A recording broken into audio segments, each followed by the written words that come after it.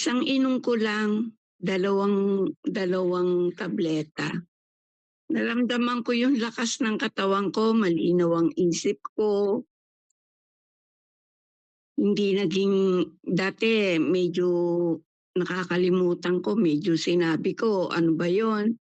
Pero nung uminom ako ng pipar, napakaganda ng epekto sa akin dahil malinaw ang isip ko kung ano yung dapat kong sabihin, may magtatanong sa akin.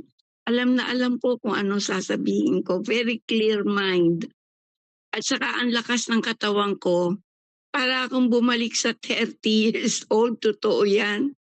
30 years old against 65 years old. Ngayon 72 na ako, mas lalo akong malakas. Kaya ang trabaho ko dito hindi ko pinagmamalaki dahil dapat retired na ako. Pero dahil sa pipar, dalawa trabaho ko continuously from 6 o'clock, gigising ng maaga, malakas na malakas ang pakiramdam dahil sa pipar. Alam ko dahil sa pipar, una sa lahat dahil dun sa taas, salamat po.